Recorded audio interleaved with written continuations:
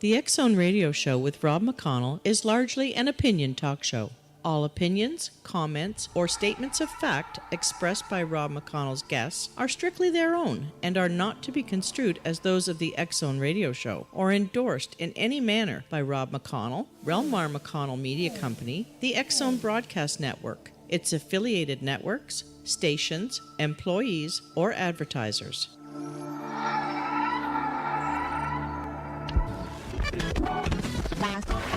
All Hit Radio.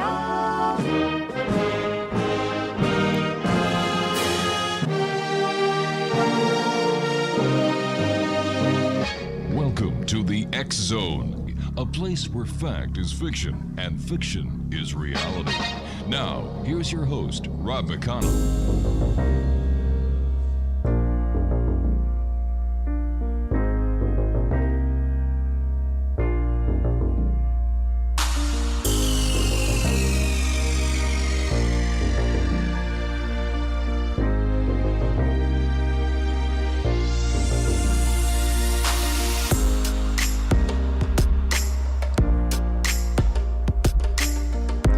And good evening, one and all, and welcome to the X Zone. I am Rob McConnell, and we're coming to you from our broadcast center and studios in Hamilton, Ontario, Canada.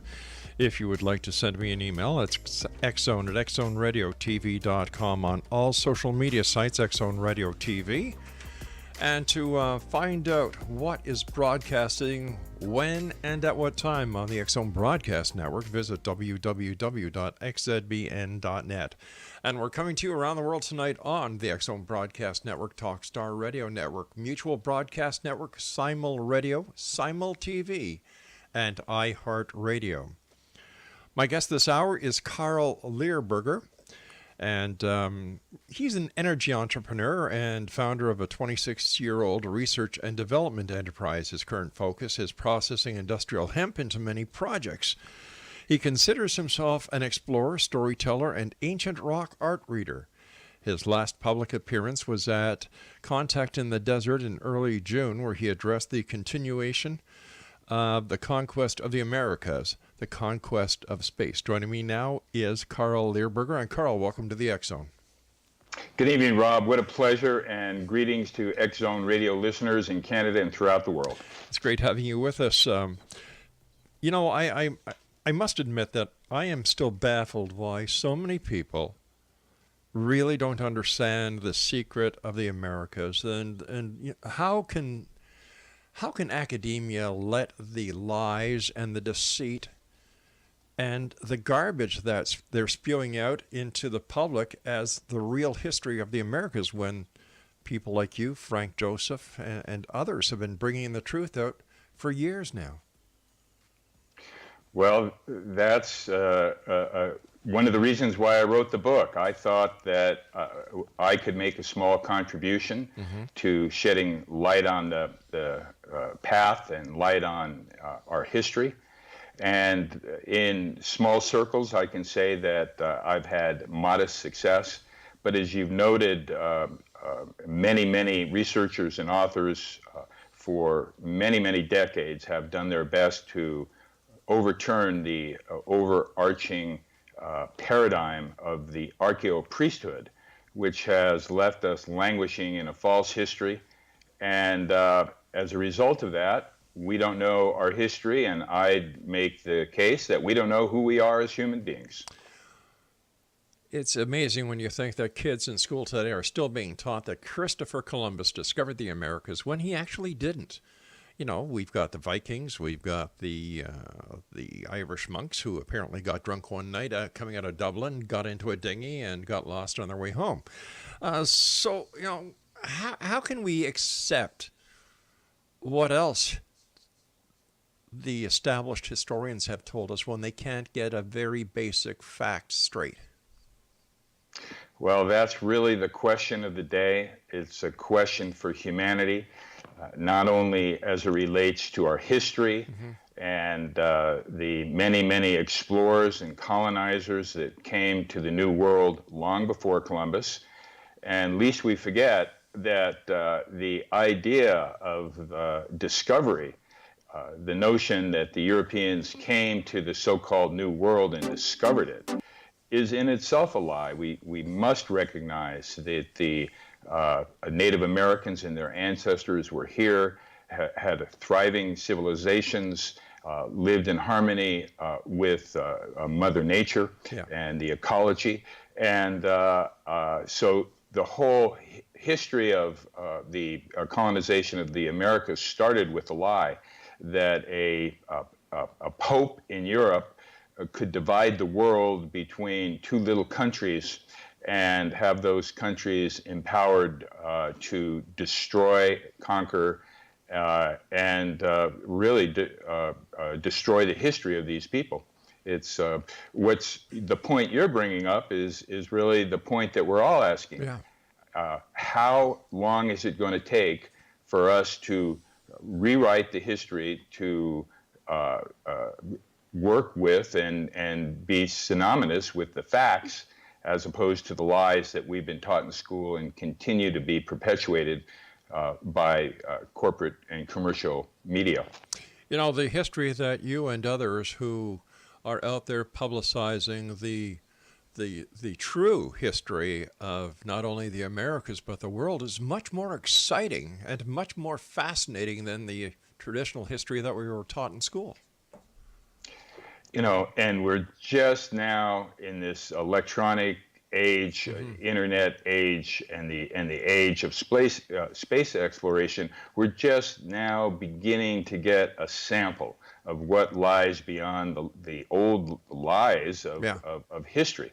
And you know, when I spent many years tracking Celtic explorers from Europe to New England, where one can still visit some of their ruins in America's Stonehenge, just north of Lowell, Massachusetts, track them through following the rivers into Oklahoma, Kansas, and Colorado, where you can still not only see some of their structures, but more importantly, see their inscriptions carved in stone in a Celtic language, and observe the archaeoastronomy, the dance of light and shadows on the petroglyphs at very specific times of year, like the equinox and the solstices.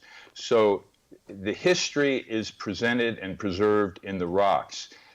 Fortunately, we have that. Unfortunately, it's not recognized by academia and the overarching paradigm makers like National Geographic and the Smithsonian. So if you're not a member of the Good Old Boys Club, whatever you say doesn't go, whether it's right, wrong, or indifferent. And part of the Good Old Boys Club is the academic community that we find in universities. Yeah. And this is really the where I think we can begin to make some progress in terms of advancing a new paradigm of understanding what our history is, beginning not only in the elementary schools and junior high schools, but most importantly at universities, where we have tenured professors that are out to preserve their research, even though it's contrary to the facts. So we're really looking for the graduate students and students to begin to take more control over the curriculum, instead of just be the naysay followers of these idiots that are really running the show and presenting false history of the Americas and of the world. Let me ask you this, my friend. Why did you attempt to write a new history of America? And what did you discover? Well, as we've been discussing, Rob, the contradictions between the facts and what's presented as facts is just overwhelming. It is. Not only as a archaeologist, a historian, or an archaeoastronomer, but any social commentator today has just got to be in a bizarre state of mind, knowing what lies out in space and what NASA and other space agencies are telling us. In my case, I started to research rock art and petroglyphs in New England after reading Barry Fell's book, America BC. And Dr. Fell, who is a Harvard professor, presented a radically new history of the Americas based on diffusionism. That is to say that much of the culture came from the outside. And in his book, America BC, he documented not only the Celts coming to the Americas, Right. but the Phoenicians, potentially the Minoans, Yeah. the Romans. Well, I started doing investigations on what Dr. Fell wrote and began to meet some of his colleagues, and could not understand this incredible contradiction that in the field we saw the evidence of the Celts. We were able to date the rock art and the archaeoastronomy going back thousands of years, but that the universities don't teach it, National Geographic doesn't present it, and as these contradictions became greater and greater, and my research became more exhaustive, not only looking at Barry Fell and some of my mentors' work, like Phil Leonard and Bill McGlone, but many, many other researchers, including some that you've had on the show, that the contradictions were so amazing and almost too much to bear, and that I thought that I would be able to present some of this research, most of it undertaken by others, some of the research, particularly as it relates to Indus Valley All right, Carl. contact. Carl, I have to cut you. I had to write the book. Carl, I have to cut you off here because I've got to take my first break. Exonation. Carl Lehrburger is our special guest. www.newhistoryofamerica.com. And Carl and I will be back on the other side of this break as we continue here in the X Zone from our broadcast center and studios in Hamilton, Ontario, Canada. Don't go away.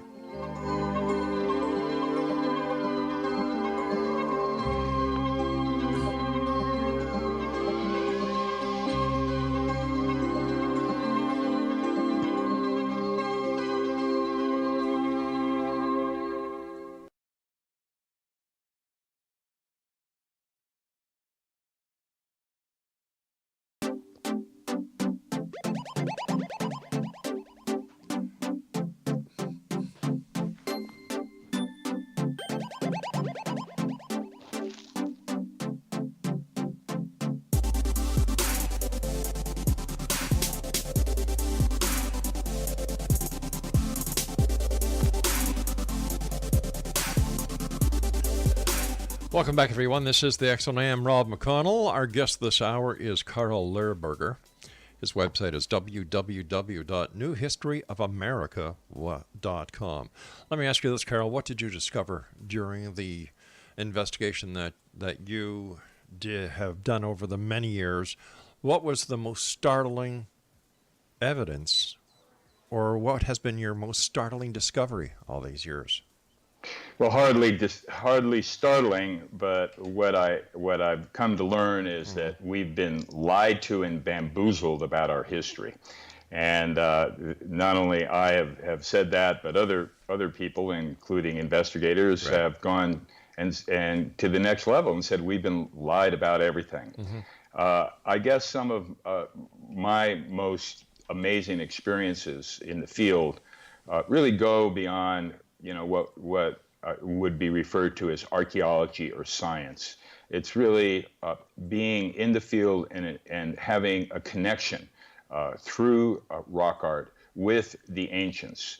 And when one is lucky enough to be able to observe a ritual site, not only of foreign travelers to the New World, but Native American sites that celebrate much of the same natural special times of the year, like the equinox and the solstices and the cross-quarter days.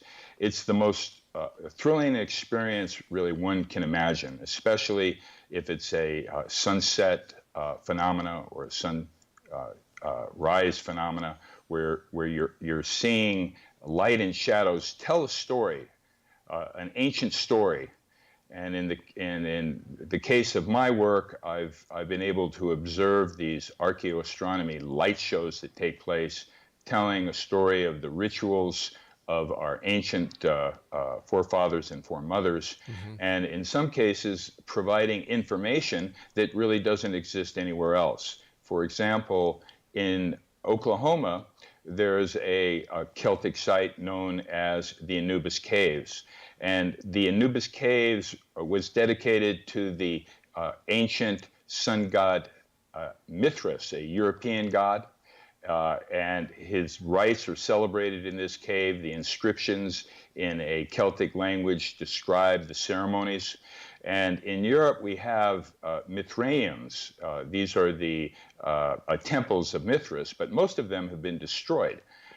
Here in the New World in Oklahoma, we have a temple that it has not only the inscriptions describing the rites of Mithras, but we have the archaeoastronomy light shows that anticipate the celebration and that very special moment when the sun goes down and the petroglyphs are all aligned with the light intended by its creators. It's an amazing sight to behold. Rob, I don't want to give the impression that the Celtic archaeoastronomy and inscriptions or the Roman or Indus Valley inscriptions really are significant compared to the quantity of the Native American petroglyphs and archaeoastronomy events. It's these very few, less than 0.001% of the petroglyphs in North America created by Europeans or Indus Valley people that give us a sense that we had many, many explorers from many cultures over thousands of years visiting the Americas. And I suppose being at these sites when at equinox and sunrise, when the messages intended by the ancients are really illuminated on the rocks, is what is the most exciting thing for me. You know, I've had the pleasure of speaking to you now for, nearly a half hour. You sound like such a nice guy. You sound very professional. Why then, or let me ask you this. What's been the reaction to your book from the members of academia? Completely ignored. Oh, that's just not right. Well, it's really typical, and I was optimistic to think that I, a relative newcomer, somewhat of a kind of an amateur, although I'm pretty experienced, would be able to overthrow the paradigm when we have such notable researchers as Barry Fell, Bill McGlone, Phil Leonard, you mentioned Frank Josephs. Yes. The list goes on and on of both academians. For example, in Canada, we have David H. Kelly, who is from the University of Alberta, I believe. He is since deceased, but he wrote extensively about Celtic presence in the Americas. So it was the hope that I would be able to make a contribution to overthrow the paradigm. But the impact has been very, very modest at best. How Clearly, it's radio shows like the X Zone Radio and other, quote, alternative shows, which are really anti-corporate media shows, where we get a lot of traction, where we have listeners, that have an open mind. They may not agree with everything that you present on your show, Rob, but at least they're listening and doing their work. So that's what's missing in academia. So as long as we have the closed-minded academics that are protecting their turf, as long as we have the Christian church that is also trying to protect its turf in terms of preserving the rights that were bestowed on these explorers in the Christianization of the New World, as long as we have these overarching paradigms that are presented in the media and for the most part unchallenged, it's going to be very difficult to see the light of a new history of America. All right, we've got all these movements that have started. For example, Black Lives Matter. You've got all of the social medias getting into a tizzy when something happens on the political front that they don't like. How come no one has picked up the torch and tried to accomplish the same thing by bringing the masses together. Does academia really have that much of a hold on the truth? Sadly, I think the answer is yes. And, try to be a graduate student in any American archaeology school and present a paper on ancient Celts in America, or Indus Valley presence in California 3,000 years ago. Chances are it's not going to see the light of day. So we have to be persistent, and we have to seize on opportunities when they come our way, not only to kind of overthrow the paradigm, for example, in the little sandbox called history, but there's a much bigger playground that we humans are on now. And I think that we can look more toward what's being uncovered in Antarctica as far as our history when the ice melts, and going out in space, finding what exists on the moon, what exists on Mars, and other planets in our solar system that we are unaware of. The same disinformation that we see in the history that presents Columbus as the first rather than the last explorer, we're seeing that same kind of disinformation take place in space. Yeah. So it's going to really take an overthrow of the paradigm, and I think that is happening, but it depends on an educated population.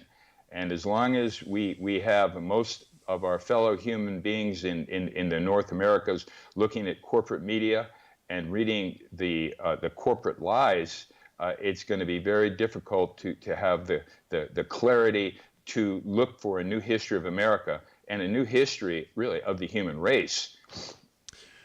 You know, I remember the first time that I had a guest on the show many years ago who told me about the Egyptian artifacts that were found in the Grand Canyon, and the find had been covered up. I was floored. I was astounded. I said, well, how could that happen? How could such a significant find be covered up? Erased, basically, out of history. Then I heard the same thing about the sailors from the Middle East coming over into the Americas, trading with the Native Americans and the Native Canadians for copper so they could go back and use the copper to make bronze with tin. All these hidden treasures of history.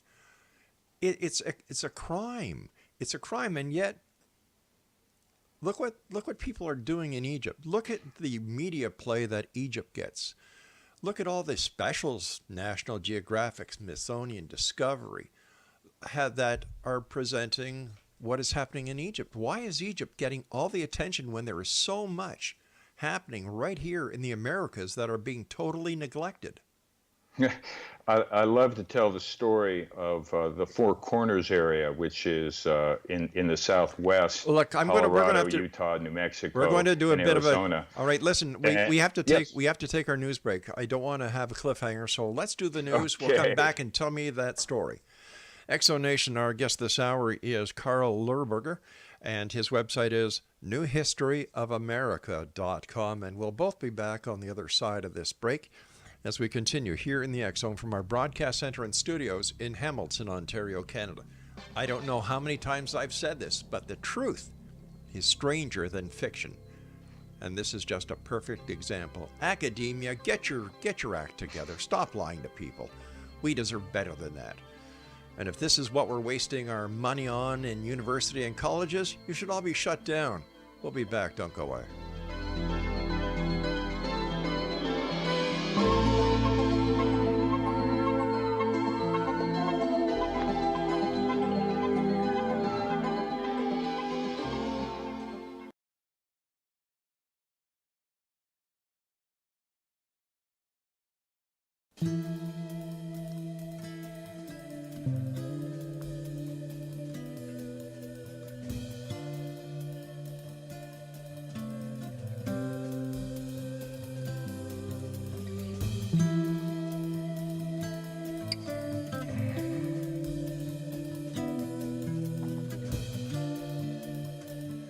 Welcome back to the X Zone. I am Rob McConnell. We're coming to you from our broadcast center and studios in beautiful Hamilton, Ontario, Canada. My guest this hour is Carl Lehrburger, and his website is newhistoryofamerica.com. All right, tell me the story about the Four Corners, Carl. Well, as one travels in the Great Basin or the Four Corners area, there are really thousands of petroglyph sites, most of them Native American or ancestors of the Native Americans, and you'll find scores, if not hundreds, of academics, archaeologists, graduate students visiting these old sites that are very well known, like Chaco Canyon and sites like that. Meanwhile, sites that have any kind of evidence that they were created by non-native peoples like the Celts or the Romans, or in California, Indus Valley people, you will never see archaeologists at these sites. They will not even go and look at the evidence. And you made a great point, Rob, about a cover-up. And in the book, Secrets of Ancient America, I document a case outside of Colorado where there is ancient Ogham writing. Ogham is the writing system of the Celts, and it's with a good dictionary. There's adequate abilities to read what is written in these inscriptions. Well, outside of Denver, a cave with all sorts of Ogham writing that has been interpreted as that this is a welcome site for travelers, and there's a habitation area to the west. This whole cave was backfilled, and one would never know it's there. There's a handful of people who know about it, so it was not a figurative cover-up, it was a literal cover-up of ancient Ogham writing from Celtic explorers 2,000 years ago outside of Denver. Can't be found.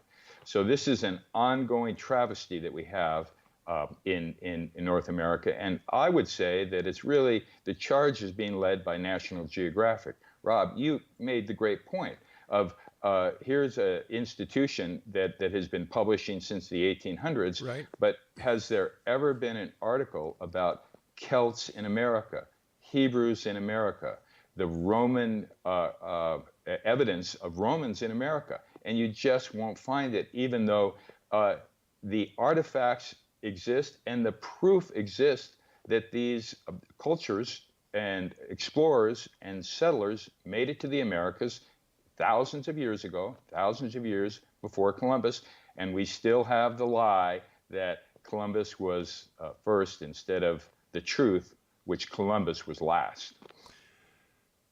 It's I don't know what to say. I really don't know what to say. It's a crime that these sites are being, just obliterated, just swept under the carpet, so to speak, so that people can't find the truth. Now, let me ask you this. Is this happening just in the Americas, where the truth of the history of these great countries and the explorers who came, or is it happening in other parts of the world as well? Well, to a lesser extent, it's happening in other parts of the world. For example, the sun god Lu, L-U-G-H, is really almost unknown to us today, except that his name is incorporated into the Celtic celebration Lunasa, which is the August harvest festival. Lu was a predominant sun god in Europe, but with the rise of the Catholic Church, nearly all of the stone statues of Lu that were thousands of them throughout Europe. In fact, every road that had a crossroad had a statue of Lu was completely destroyed. They're almost impossible to find. So this destruction has been going on for a very, very long time. Having said that, I think that the American academics, led by the National Geographic and the Smithsonian Institute, have really taken disinformation and false archaeology to a new level. and we can really have to use metaphors to understand the extent of the crime that's going on here, and because it is so shocking that the evidence of foreign travelers has been completely swept under the rug. And it's not just the history, it's the knowledge and the spirituality that these travelers have brought to the Americas. It's the spirituality of the Native Americans that are encoded in these rocks that we really are not looking at or paying attention to. One of the biggest challenges that we have today, Rob, in the Americas is that the economy, for most of us, is shrinking so badly that we used to be able to have leisure time to go out into the field, to explore. But now it's almost impossible to be an independent researcher and do this kind of work. And if you're a graduate student, who wants to take on the establishment? So there's a real economic piece of that we're facing. And on a final note on this topic, when we do go out in the field and we run into people, they're mostly guys like me with no hair or white hair. It's rare to see young, enthusiastic people, in the field looking for evidence of Celts, of Indus Valley peoples, of Romans, of Hebrews, of other cultures, because they're too busy getting a degree, too busy having to make a living.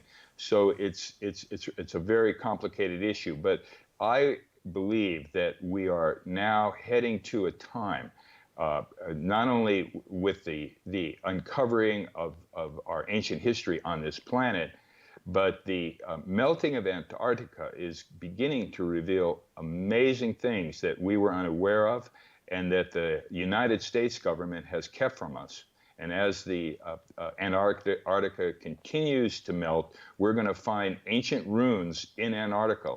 And in the same vein, as more and more amateur astronomers are taking photographs and finding evidence of life on Mars and on the moon, these are all contributing to the overthrow of the existing paradigm. So it's not just the history of the Americas. It's what is under Antarctica. It's what's on the moon.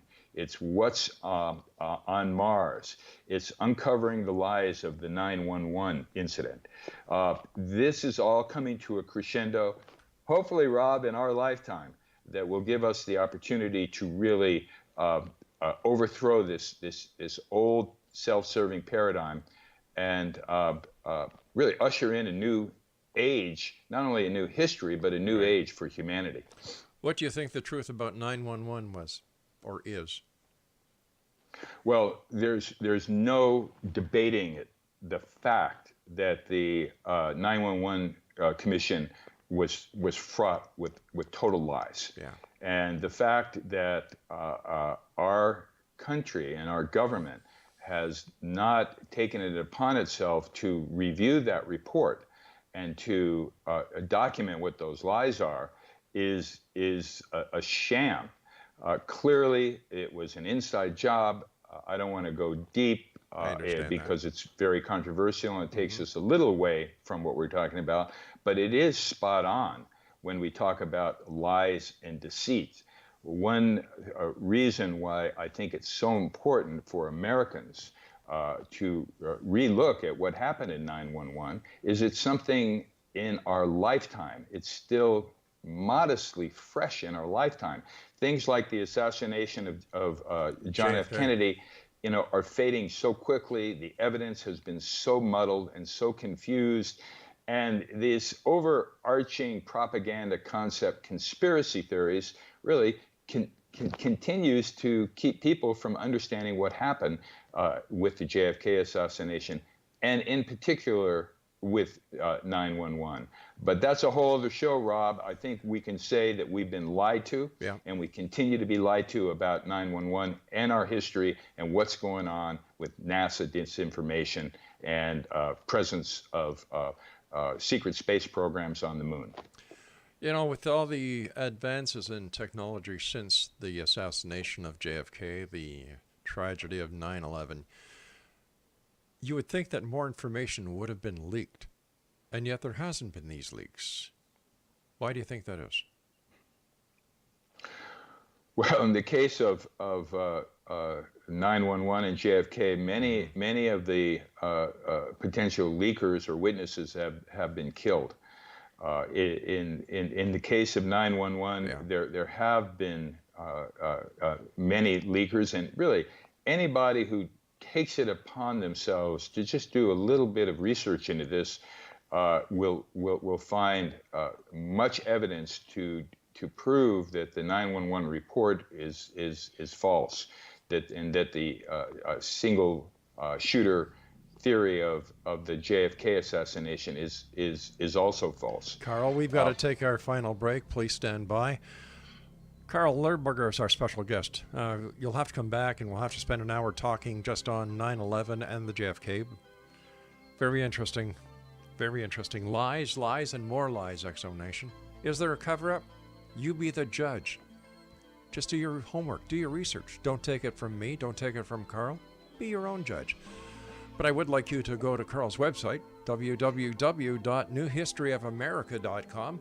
Check it out. Buy the book. We'll both be back on the other side as we wrap up this hour here in the X Zone from our broadcast studios in Hamilton, Ontario, Canada. Don't go away.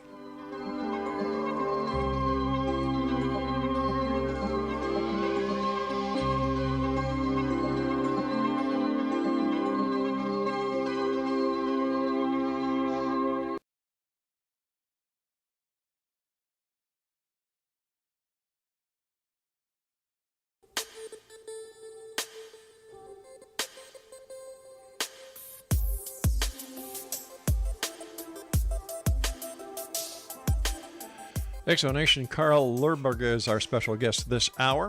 He's the author of Secrets of Ancient America, Archaeoastronomy and the Legacy of the Phoenicians, Celts, and Other Foreign Explorers. His website is www.newhistoryofamerica.com. First of all, Carl, thank you so much for joining us. It's been a great pleasure talking to you. I am totally in awe of this subject. I think that it's a crime not only for academia to get away with this, but it's a crime that we all suffer from because the truth is being suppressed. And like I said, the truth in this case is much more interesting than the academics and the way they've been lying to us. But I have to ask you this question, my friend. How much responsibility of this lie, these deceptions, and this conspiracy and cover-up should go to the Vatican? I think significant. Yeah. But before I address that, I don't want to let human beings, our present generation of human beings, off the hook. Mm-hmm. We can bemoan the corporate media. We could bemoan the propaganda of the church. We can bemoan the terrible education by which we have been lied to. But at the end of the day, we each have to take responsibility for learning about our history and learning about who we are. So it's a tough battle to take the time out from daily life and go down a different direction. But I think really that's ultimately where we're going to find the solution to overcoming the brainwashing in this paradigm. Having said that, nothing easy about it. No. In the case of writers like myself, it's one thing to be ignored, but in some of these other areas of revealing the truth and uncovering secret history, the ramifications are much more severe. And one just has to look at U.S. government whistleblowers that have provided information on what's going on with our elections, what's going on with NASA, to see that the government has the ability to destroy careers and actually to take people out and put them in jail. So back to the Vatican. The Vatican presents the overarching paradigm of the Americas. That is to say that this is a Christian country, as opposed to a country that celebrates diversity of races, diversity of religion, diversity of history. So in the case of the Vatican, we know that the Vatican has records that would overthrow much of this old history. For example, Thor Heyerdahl, who is one of the most famous diffusionists of the last century, wrote a book with Par Larsen, and it documented the cultivation of grapes by a European colony around the Great Lakes, including in Canada, called Vinland. Yes. And this was a colony from 1100 to about 1500. How did they find out about it? They had access to go to the Vatican and look at the records, and by looking at those records, specifically the tax records of the Vatican, they were able to prove and document that there were Europeans in Canada and in the Great Lakes area of what is now known as United States in 1100 AD. Now, what other evidence can be found in the Vatican going way beyond this little, what I would call a sandbox of history? So it's going to take freeing our culture from the constraints of that Christian first ideology to recognize that our country has a greater destiny, which is based in multiculturalism and based in honoring the traditions of the past, most notably the traditions and the history of the Native Americans of North America. I've been scratching my brain trying to figure out if I had ever seen or heard of a television show produced by anyone, any channel, any network that has dedicated at least 1 hour to the petroglyphs of the Native Americans, and I can't think of one. It's just part of a effort to dismiss the Native American presence, the Native American spirituality, and the Native American culture. And it's really been an ongoing process since the invasion and the colonization of the Americas by the Europeans. And it's a horrible situation, most notably for Native Americans in this country, but also in Canada. And one of the goals of my book was to document this colonization, but it really proved to be too much of too much history to combine with what I had presented. Now there are other historians Roxanne Dunbar Ortiz has done an incredible job of presenting the indigenous history of the Americas. So I've left that part of our history to others, but where is the books in our school history classes, The Secrets of Ancient America, or Dunbar Ortiz's An Indigenous History of America? We really are looking for the young people to come alive and to really get uppity, because without that kind of uprising from the bottom, we don't see it coming from the top. I remember as a kid playing cowboys and Indians, and back then I thought the cowboys were the good guys and the Indians were the bad guys. I'm sorry to say that, and forever thinking that. I apologize to all Native Americans and Native Canadians, wherever you are listening. But as I grew older, and I learned the truth. I hate to say it, guys, but the Indians were the good guys. They were just defending their homes, their family, their lives, their lifestyle. And they, the Europeans weren't settlers. I agree with you. They were invaders. And once again, history paints a rotten picture. History hides the truth, all in the name of religion. I'm Rob, sick of it. I believe on an individual level and on a human level, we have an opportunity for redemption. And the crimes against the Native Americans can be redeemed, but not until we educate ourselves and are willing to admit that culturally our our culture was very destructive, and we need to make amends. Clearly, I'm not saying that just because we're white people, we're to blame. That was many generations ago. But we are to blame if we let the lies of the past continue and let the conditions of the Native Americans continue to be a horrible situation based on the colonial practices of our ancestors. So part of that redemption is recognizing the history and of the Native Americans, recognizing our history, which goes way before Columbus, and recognizing that we have an opportunity to create a new history of America, but not until we overthrow the lies of the past. You know, you said a few moments ago that we have an opportunity to correct, and I'd like to go one step further. We have an obligation to correct the history, correct the path, and the past, and make sure that the youth of today really understand the truth. Because if you're not part of the problem, if you're not part of the solution, you're part of the problem. And it's very easy in today's society to suffer from what I call the ostrich syndrome, where you put your head in the sand, your butt in the air, and just hope for whatever happens. And that is so wrong, so wrong. I call that the dummy down syndrome, that we've been so dummied down.